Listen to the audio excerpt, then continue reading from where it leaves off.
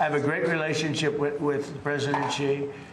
And I think you can see that with the fact that in Hormuz, they get a big percentage, 40% of their oil from Hormuz. A discussion will be a little bit about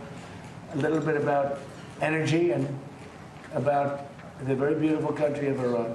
President Trump previewing his discussions with his Chinese counterpart later this week in Beijing. Let's get some thoughts tonight from Fox News chief political analyst Brit Hume. Brit, good to be with you. So the president said that about 40% of China's oil comes through the Strait of Hormuz. About 10% of that comes from Iran. 30% comes from other countries in the Gulf region. So China does have a vested interest in getting this strait open and keeping it open. I think that's right, John. It does. But China is said to have considerable stockpiles of oil on hand. And it may now feel that the president is in a jam. And it's a good question whether Xi Jinping, despite the president's claims about their great relationship, will be in any frame of mind to want to help the president out here. The president obviously would love that, and you know he loves to talk about how good his relationship is. But I have my doubts as to whether he's going to get much help from Xi Jinping at this stage. I think the president hoped that this would all be behind him, and he would have a triumph to point to in his discussions with Xi Jinping.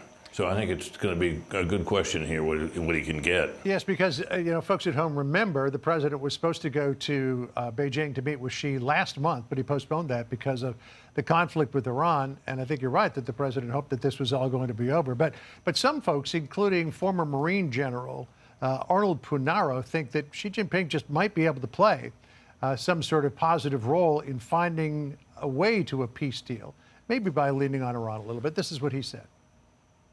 They get about 10% of their oil from Iran, but they buy 80% of Iran's oil exports. So they can put pressure on Iran and say, look, if you don't do what's right and don't do something reasonable, we're going to move elsewhere. And to that point, China has been buying more oil and liquid natural gas from the United States. But you still don't think that Xi Jinping would be in a mood to help the president out here? Well, I don't. Unlike the president, I don't think Xi Jinping is at all sentimental about the relationship between the two men. The president kind of seems to be at times. I think certainly it is clear that China could help if it wanted to, because it's been an ally of Iran, and Iran is at the point now where it has fewer and fewer allies, it seems, every day. They've alienated, nearly all the Gulf Arab states, the Gulf oil states, and they got to be looking around the world for friends. Russia is weakened and hasn't been able to do much of anything to help Iran, although it is an ally.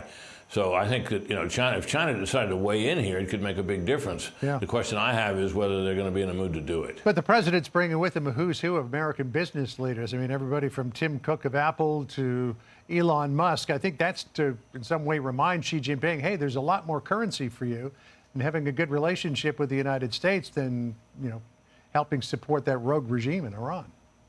Yeah, I suspect, John, that may well be right, but I think that those leaders,